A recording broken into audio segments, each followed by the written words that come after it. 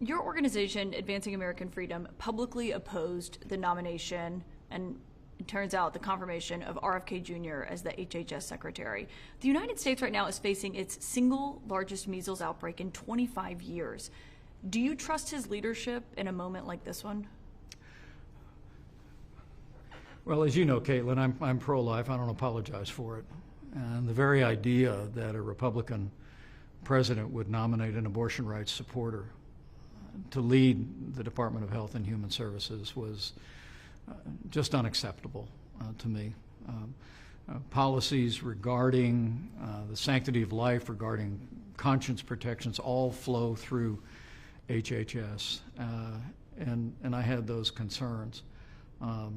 Evidence recently with the Secretary's FDA chief, who said, despite promises that were made in the confirmation hearings, that they have no plans to even look into the harmful effect of the abortion pill on women across the country. And so that was the core of our concern. But as I said, I've got 4 grandchildren, going on 5, coming this fall.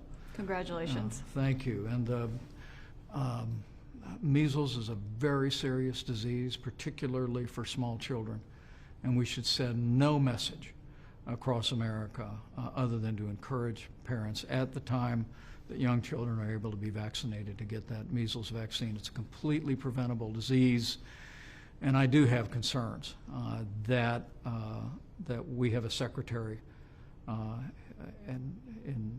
at HHS who has had a lifetime career of undermining public confidence in vaccines. We should have the opposite, and I hope that we continue to hear voices around the country that speak into this moment for the sake of our kids and our grandkids. I mentioned the reason that we're here and why you were getting this award, and it's because of how you acted and what you did, or to the president's chagrin, did not do on January 6th. And when you were recounting that day during your speech last night, the line stood out to me where you said the only heroes that you saw that day were wearing uniforms, meaning the officers who were there protecting the Capitol and protecting you and others. What should it say to the American people then that President Trump pardoned the people who were convicted of assaulting police officers that day? Over the last 4 years, I've had people come up and thank me for what I did that day. But I've said 100 times, the only heroes I saw that day were wearing uniforms. When we were evacuated down to the parking garage underneath the Senate, I literally saw Capitol Hill police coming and going through that area, some of whom had injuries, and but none of whom flinched. I mean, it was clear that our Capitol Hill police, the security at our Capitol, was caught off guard by the massive riot that ensued, but their courage, their bravery should be heralded for generations to come, because they secured the Capitol and allowed us to reconvene the very same day and complete our work under the Constitution.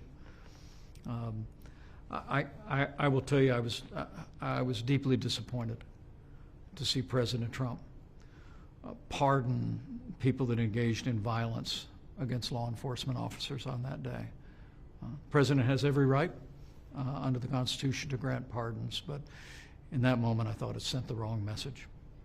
On the economy, you obviously were serving as vice president the last time President Trump was putting tariffs in place. He's gone much bigger and broader this time, and he seems to be downplaying any concerns that people have about a recession. Instead, he's arguing in the long run his policies will be successful. Do you worry, though, that the tariffs he's putting in place could potentially lead the U.S. into a recession? Well, let me back up for a second and say that I really do believe that President Trump's historic re-election last year was in many respects not just a reflection of a personality, but it was also that what I heard all over the country is that people wanted to get back to the policies of our administration. In addition to strong American leadership on the world stage, which we can get into in a minute, it also was that we cut taxes, rolled back regulation, unleashed American energy. But we also used targeted tariffs, particularly against China, after decades of trade abuses and intellectual property theft. We brought China to the table and achieved that 2020 Phase 1 trade deal that was truly historic and was a beginning of changing the dynamic of our relationship with China. So now, as I see this administration, I do have concerns that with the president's call for broad-based tariffs against friend and foe alike, that ultimately the administration is advancing policies that are not targeted at countries that have been abusing our trade relationship, but rather are essentially new industrial policy that will result in inflation, that will harm consumers and ultimately harm the American economy. So again, I want to be clear, when it comes to China, when it comes to decades of trade abuses, my view always is free trade with free nations, that we ought to be engaging our trading partners across the free world to lower trade barriers, lower non-tariff barriers and subsidies. But when it comes to authoritarian regimes, we ought to get tough, stay tough, and demand that they open their markets and respect our intellectual property. He dubbed it Liberation Day, and you wrote in reference to that the only thing that Americans had been liberated from were trillions of dollars in investments. Do you think he understands the impact that it could be having on regular Americans? I think he does. But he's still doing it anyway, in your view?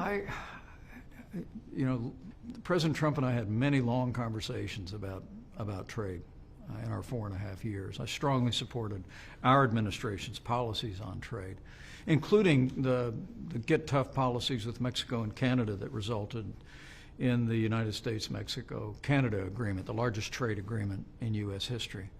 But we were well on our way. We'd renegotiated a trade agreement with South Korea. We were well on our way to a new trade agreement with Japan, with the UK, even the EU was in discussions. But it was all based on using his instinct that tariffs serve the American economy to bring our trading partners to the table, to open up markets.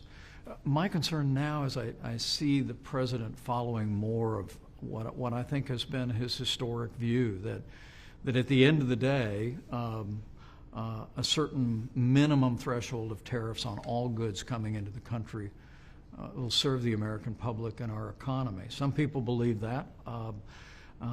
I hold the view that trade means jobs, and that if we were to erect even the 10% minimum tariff that is on today, if that was all that remained after this, I think ultimately it would stifle American growth, limit prosperity, drive up costs for American consumers, and we ought to be driving again toward that principle of free trade with free nations and standing tough, standing firm on authoritarian regimes like China.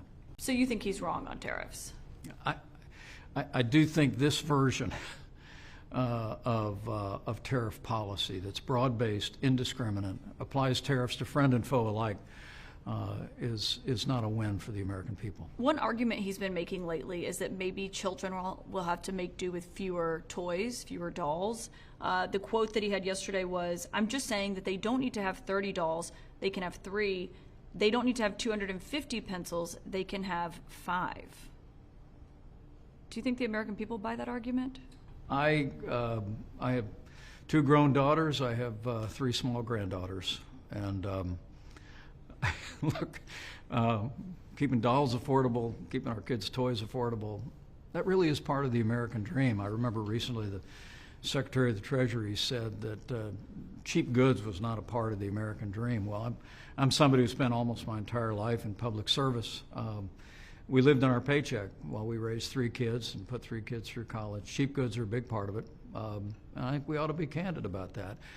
What I will give the president credit for is conceding the fact that his tariff policies will raise the cost of goods for consumers, whether it be toys or pencils or other products. And I appreciate him being forthright about that. I just think the American people but is he being cherish forthright their about freedom that? to cherish their freedom to purchase their goods at the lowest possible cost. And that's not to say that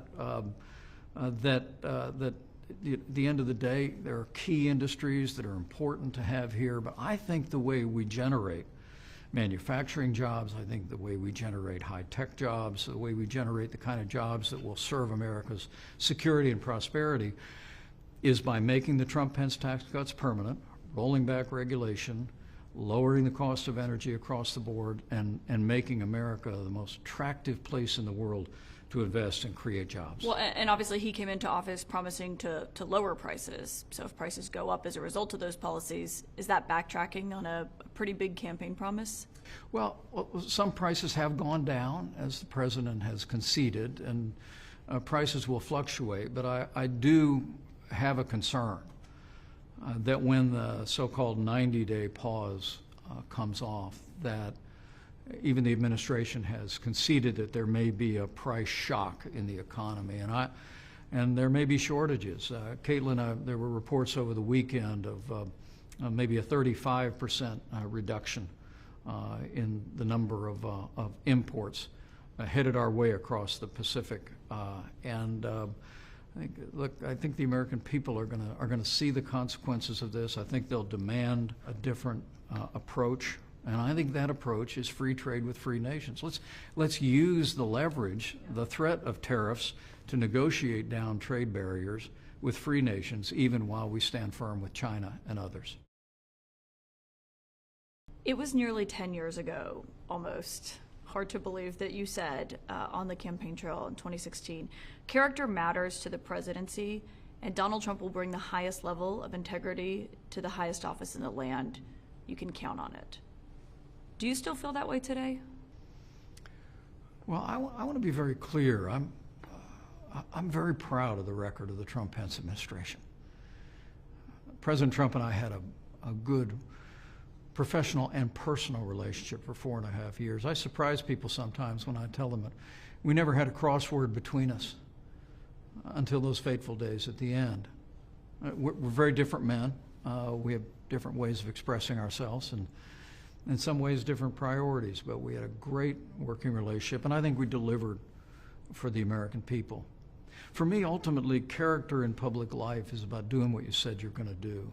And we did that in our 4 years. And I will tell you that in the early days of this new Trump administration, I think the president in many ways has been doing that again.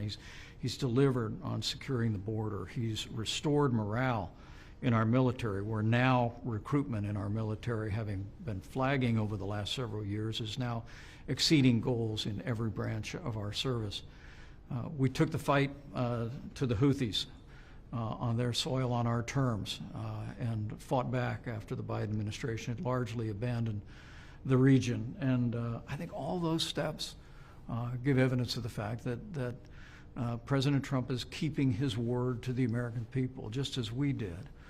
Where I'm going to continue to seek to be a voice as a happy warrior and the conservative that I've always been is where I see this Trump administration departing from the successful policies of our administration, whether it be making the tax cuts permanent, when some in and around the administration are talking about actually raising the top marginal rate, a move that would be an enormous tax increase on small business owners across this country. Where I see the wavering support for Ukraine, it contradicts the strong leadership on the world stage that President Trump and our administration provided in our first 4 years. And where I see a marginalizing of the right to life, both in personnel and in policy decisions, and that's different from our administration. What do you attribute those changes to? We stood strong for the right to life. What do you attribute those changes to? I mean, if those were the policies when you were there, and this is what's happening now, is it because you're not there? Is it staffing, or is it the president himself that's changed? Well, I can't account for it. I know that it's true to say that personnel is policy. We had a diversity of views around the president. His leadership style was to put a lot of people around that resolute desk in the Oval Office, hear a lot of ideas, and I hope even from the outside that I and others can maybe give the president another thought, remind him of the policies that succeeded in our administration, that created security and prosperity and strengthened the values of the American people, preserved our liberties and our courts. And whatever the future holds for me, I'm going to try and be a consistent voice for those conservative values that I think are not only the right policy for the Republican Party, but I think they're the best way forward for a boundless future for the American people. Vice President Pence, thank you for your time. Thank you, Kate. You have been very outspoken on foreign policy, especially when it comes to the war in Ukraine. You've traveled to Ukraine, met with President Zelensky. When President Trump says that he thinks President Putin wants peace, do you agree with that? Well, I think if the last 3 years teaches us anything, it's that Vladimir Putin doesn't want peace, he wants Ukraine. And the fact that we are now nearly 2 months following a ceasefire agreement that Ukraine has agreed to, and Russia continues to delay and give excuses, I think confirms that point. Look, I've met Vladimir Putin. I have studied his leadership in Russia over the decades, and I really believe that Putin only understands power. And it's the reason why in this moment we need to make it clear that the United States is going to continue to lead the free world to provide Ukraine with the military support they need to repel the Russian invasion and achieve a just and lasting peace. The wavering support the administration has shown over the last few months, I believe, has only emboldened Russia. We continue to see their brutal assault on civilian populations, claiming innocent lives. Now, let me be clear, this is not just about Ukraine for me. I mean, I really do believe that if Vladimir Putin overruns Ukraine, it's just a matter of time before he crosses a border where our men and women in uniform are going to have to go fight him. I mean, Latvia, Lithuania, Estonia are all NATO allies, and if Russia crosses those borders, we have a treaty obligation to engage them militarily. I hold, as we sit here at the Kennedy Library, I hold to that old Reagan doctrine that if you're willing to fight our enemies on your soil, we'll give you the means to fight them there so we don't have to fight them. And that's the principle we should be following here in giving President Zelensky and Ukraine the military support they need to repel and to stand down that brutal Russian invasion. You talked about studying Putin. There has been some concern or questions that maybe he's stringing the president along, that he's just slow walking the negotiations with no intent of coming to the table. Do you share that view? Well, I think President Trump is starting to suspect that. He said not long ago that he was concerned he might be tapping him along, as he says, in that New York parlance. And I think he's right. If I was sitting with the president right now instead of you, I would tell him, follow your instincts on this. That's who this guy is. And he only understands strength. I mean, look, there's a reason why Russia never even attempted to redraw international lines by force during our first 4 years. And that was because our administration rebuilt our military. We took down Nord Stream 2, which was a tremendous blow to Russia. We gave approval to our military in Syria to take out 100 Russian mercenaries without a single American casualty. We fired cruise missiles not once but twice into Syria against Russia's ally, the Bashar Assad regime. Russia knew we were willing to use military force to defend our interests and our allies. And so different than the Bush administration, the Obama administration, and then the Biden administration, Vladimir Putin stayed across the border during our years. And it convinced me more than anything else that this is a moment for American strength. And the pathway to peace is by an unwavering commitment to freedom. Given that, I just have to know what was going through your mind when you were watching that remarkable Oval Office meeting where President Trump and Vice President Vance had an incredibly contentious exchange with President Zelensky. What would you have done if you were in that room that day? Well, I've been in a lot of contentious meetings in the Oval Office, just usually not on camera. There was one occasion where we had congressional leaders in that got a little sporty. My own personal posture was to But this is let the a president have who's his fighting way. for his country, and you've met President Zelensky, so I wonder what you thought when you saw that. Well, I thought it was regrettable. I thought President Zelensky was ill-advised to take his argument before the media in the Oval Office, and I thought it was unfortunate the way the president and the administration responded in that moment. But I'm encouraged all the way through the knee-to-knee meeting at the Vatican that it looks like we put the dialogue back together. Look, this really matters, I believe, for not just for Ukraine, not just for Europe, but for America, for all the reasons that I said, Caitlin. I think it's absolutely essential, and I'm very encouraged that the president secured this historic minerals deal with Ukraine. I think that's going to benefit the American people with rare earth minerals, but more important than that, it sends a deafening message to Moscow that America and Ukraine are here to stay. Yeah.